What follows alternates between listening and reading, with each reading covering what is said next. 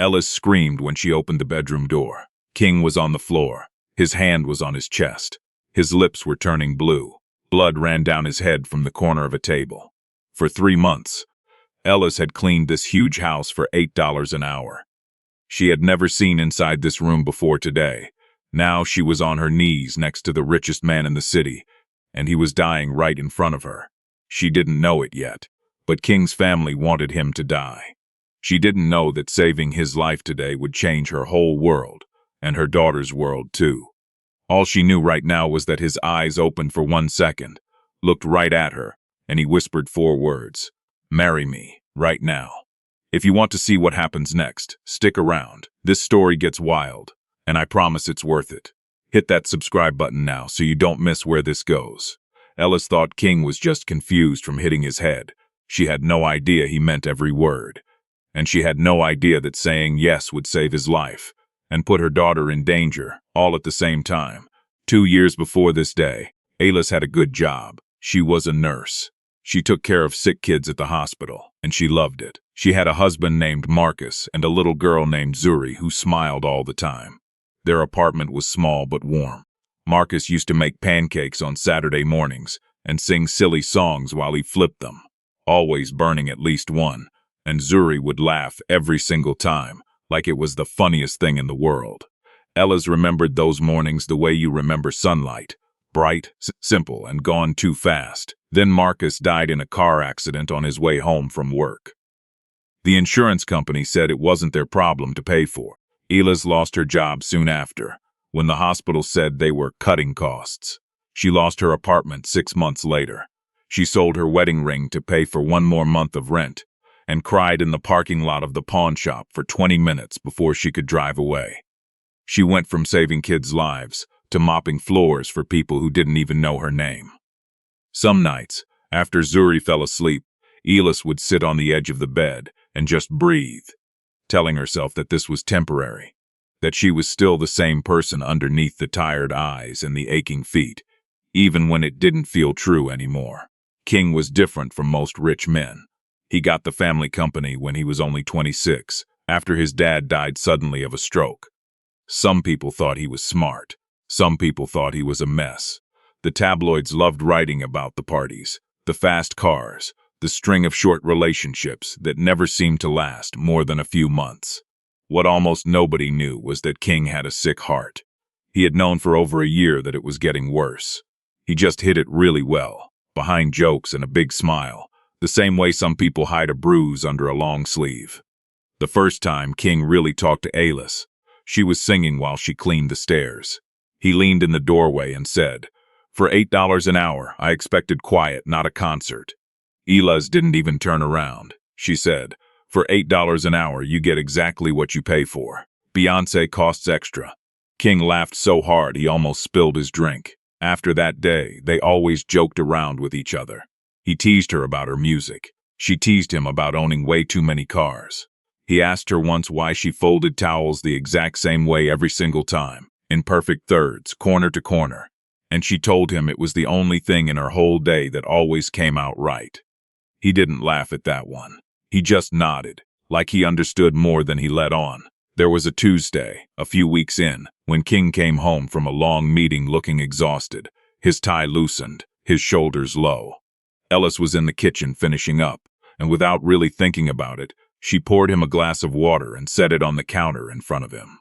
"Drink that before the coffee," she said. "You look like you forgot to all day." King looked at the glass, then at her, surprised that anyone in that giant house had noticed something so small about him. "Careful," he said, trying to sound light. "Keep taking care of me like that, and I might start expecting it." Elis just shrugged and kept wiping the counter. "Don't get used to it. $8 an hour only covers floors, not feelings." King didn't know about Zuri. He didn't know Elis used to be a nurse. That was her secret. She kept it locked away because it hurt too much to think about the life she lost. She was scared that if people knew the truth, they would think she was a failure instead of just unlucky. She had built a wall around that part of herself, brick by brick, and she had gotten so good at keeping it standing that most days she almost forgot it was there. So when King grabbed her hand on the floor and asked her to marry him, Elis wasn't thinking about love. She was thinking like a nurse. She started doing chest compressions right away, counting out loud, just like she was trained to do, her hands remembering things her mind had tried hard to forget. Later, at the hospital, King was sitting up in bed with wires stuck to his chest, and he was still making jokes even though he almost died. "You weren't thinking straight," Elis told him. "People don't propose to their housekeeper while they're having a heart attack." "I proposed to the only person who didn't panic," King said, quieter now. "Everyone else in that house would have just screamed and waited for help. You ripped my shirt open and started counting like you'd done it 100 times. Who are you, really?" She didn't answer that question yet. Instead, she asked her own. "Why does it have to be marriage? Why not just call your sister?" "She helps run the company," that, King said, and his smile disappeared, "is exactly the problem. Here's the real reason a wedding had to happen so fast. King's stepsister, Vanessa, ran half the company and acted like the responsible one in the family. But almost nobody knew that Vanessa still had legal power over King's medical decisions, from an old paper his dad signed years ago and never canceled. If King died without a wife before his 30th birthday, only 11 days away, Vanessa would get everything, the whole company, all the money. King had also learned something scary. Vanessa had been quietly blocking his doctor's paperwork for his heart surgery. She had lost important forms. She had asked his doctor, off the record, how much longer King had to live. King had no real proof to take to the police. He just had a bad, cold feeling that his own sister was waiting for him to die. "I don't need a real marriage," King told Elis. "I need 11 days. I need someone I trust to sign one form and stop my sister from getting her way. I'll pay you 50 times what you make now. Your daughter. How do you know about my daughter?" Elis snapped, suddenly scared. King's face softened. "I check on everyone before I hire them, Elis. I know about Marcus. I know you used to be a nurse. I know you've been carrying something heavy for a long time." He took her hand. For once, there was no joke behind his eyes. "I'm not asking you to fall in love with me. I'm asking you to help me stay alive long enough to earn it." Elis sat with that for a long moment, staring at their hands together, thinking about Zuri asleep at home with the neighbor watching her, thinking about the pile of unpaid bills on the kitchen counter, thinking about how tired she was of being brave all by herself. "If I say yes," she finally said, "you have to understand something. My daughter comes first. Always. Before your company, before your sister, before whatever this arrangement turns into." King nodded, and for the first time since she'd met him, he looked completely serious. "Deal," he said. "I promise you that." 3 days later, Elis said yes. They got married at the courthouse, under boring fluorescent lights, with a clerk who looked bored the whole time. Zuri, only 6 years old, held a bunch of cheap flowers from the grocery store and asked King if he was going to be her new daddy now. King knelt down so he was the same height as her and said, "I would like to try, if that's okay with you. I make terrible pancakes, but I'm very good at doing silly voices for cartoons." Zuri giggled. Something inside Elis, something she had locked away since Marcus died, cracked open just a little bit. For the first week, it almost felt easy. King and Elis and Zuri moved into one side of the huge house. King teased Elis about not knowing how to use his fancy coffee machine. Elis teased him right back about needing a housekeeper to remind him to take his own pills. Little by little, their jokes turned into something softer. Something real. One evening, King found Zuri sitting on the living room floor, trying to fix a small toy robot that had stopped working, her face scrunched up in frustration. He sat down next to her, still in his work clothes, and together they took the little robot apart piece by piece, King pretending he had no idea what he was doing just to make her laugh, until they finally got it running again. Elis stood in the hallway and watched them from a distance. King's sleeves rolled up, tiny screws scattered across the rug, Zuri cheering when the robot's eyes lit up again. And she felt something dangerous and warm settle in her chest, something she wasn't ready to name yet. Another night, King tried to help Zuri with her math homework and got every single answer wrong on purpose, just to hear her correct him with total confidence. "No, King. 7 + 5 is 12. Not 20, she said, hands on her hips like a tiny teacher, and King threw his hands up like he'd just learned the secret of the universe. 12, Of course, I knew that. Elis, watching from the kitchen doorway, laughed so hard she had to lean against the wall. If you're loving this story so far, drop a comment and tell me what you think happens next. And don't forget to like this video. It really helps us make more stories like this one. There were quiet moments too, ones nobody else saw. Late one night, King couldn't sleep because of the medication, and he found Elis in the kitchen making tea, unable to sleep herself, thinking about Marcus the way she sometimes did on nights the house got too quiet. King sat across from her at the counter and didn't say anything funny for once. He just listened while she talked about her husband, about the pancakes, about the small ordinary life she used to have before it all fell apart. When she finished, King said quietly, "You don't have to pretend to be fine all the time, Elis. Not with me." She looked up at him, surprised, and for a second neither of them said anything at all. At the 1/3 mark of their 11 days together, everything changed. Elis walked into King's office one rainy night to bring him his medicine, and found him staring at a folder, his face completely white. He didn't hear her come in. When she asked what was wrong, he turned the folder toward her. Inside was an old hospital paper. It showed that Marcus, Elis's husband, Zuri's father, was actually King's own half-brother. Their dad had a secret child years ago and paid him to stay quiet. That meant Zuri wasn't just a sweet little girl King had grown fond of. She was his real niece. She had always been part of the family fortune, and she never knew it. Neither did Elis. But Vanessa knew. She had been paying someone to hide this secret for 6 years to protect her own claim to the money. "You knew," Elis whispered, stepping back toward the door, her heart breaking. "This whole time. Marriage. The sudden care about my daughter. You knew Zuri was your family before you even asked me to marry you." "I found out 4 days before I collapsed," King said, standing up so fast his chair fell over. "Elis, I swear, I didn't marry you for the money. If anything, this marriage protects Zuri. It doesn't erase her claim. Vanessa would still have to go through your daughter eventually, and who knows what she'd do to get to a 6-year-old standing between her and $500 million. The door slammed before he could finish. That night, Elis lay awake wondering if she had just handed her daughter's safety to the very family circling them like sharks. She also wondered, and hated herself a little for it, if King was still the only person in this whole huge house who had ever really seen her. King spent that night sitting outside her bedroom door in the hallway, not knocking, not saying a word, just staying close in case she needed him, even though every part of him wanted to explain himself again. In the morning, Elis found him there, asleep sitting up against the wall, still in yesterday's clothes, and something about the sight of him, the most powerful man she knew, choosing to sleep on the floor rather than let her feel alone, made it a little harder to stay angry. She didn't have long to figure it out. 2 nights later, Vanessa showed up for dinner without being invited. She sat down at the long table with a smile that could cut glass. In front of King, in front of Elis, in front of the staff, she calmly said she had already filed papers to cancel the marriage, saying it wasn't real. A judge had agreed to a fast court hearing in 72 hours.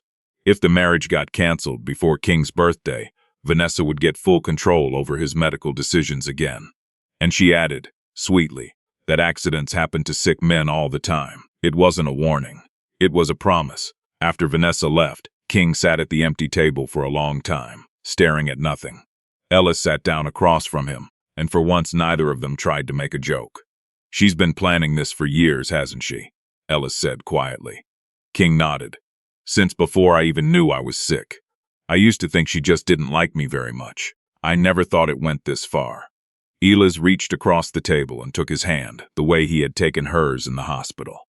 "Then we fight back," she said, "together." For the first time since the folder, King looked at her like she had just saved his life all over again. King didn't come to dinner the next night. Elis found him on the floor of his office, again. His lips blue, his breathing weak, an empty pill container knocked over next to him. Nobody could tell yet if it was his heart or something worse. This story is heating up fast. Make sure you're subscribed so you catch every part of what happens to King and Elis next. As paramedics rushed to help King, a nurse arrived with papers that needed a signature to move him for emergency surgery. But she froze.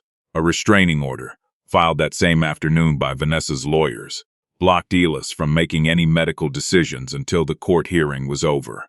In this exact moment, with King's heart failing right in front of her, Elis had no legal right to save his life at all. She stood there while red and blue lights flashed across the floor.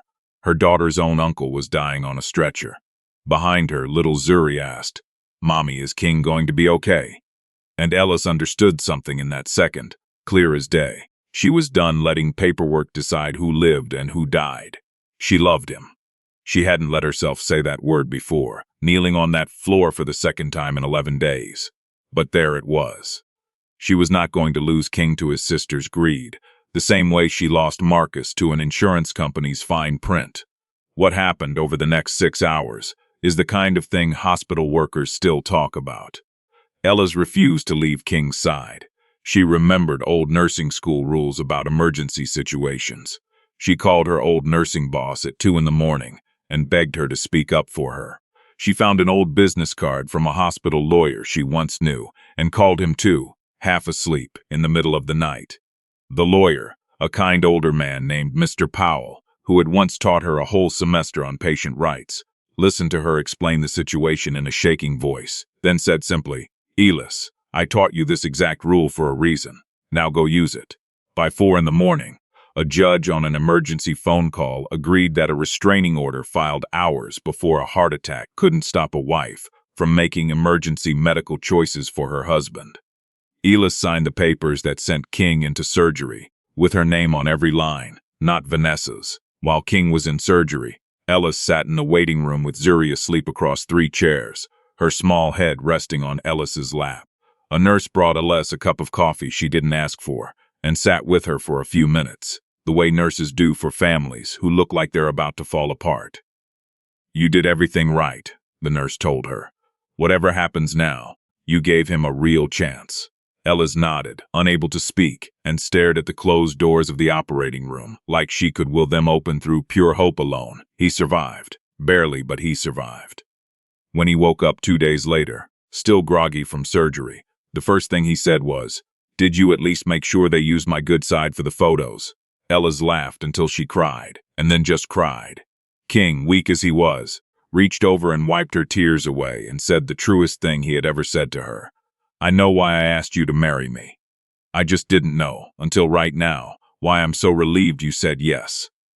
The fight wasn't over yet, though. Once King survived, Vanessa got even more desperate. She told reporters the whole story herself, but twisted it.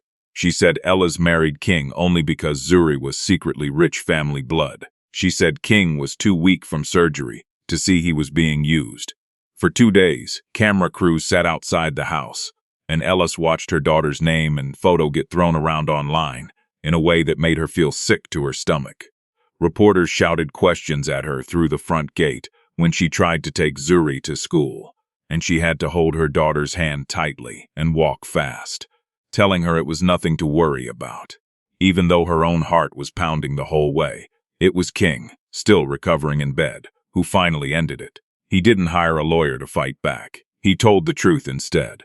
He recorded a video and sent it to every news channel at once. He talked about his sick heart. He talked about the missing paperwork and the delayed doctor visits that were no accident. He explained that Zuri really was his niece by blood, and that Elis married him not for money, but to save a man she barely knew. He looked right into the camera and said, "My sister has spent years asking who deserves this family and its money. I finally have my answer, and it isn't her. Don't scroll away yet. The ending of this story is the best part, and it might just make your whole day." Stay with me. The court hearing fell apart within a week. Hospital records and doctor statements proved Vanessa had been blocking King's surgery on purpose.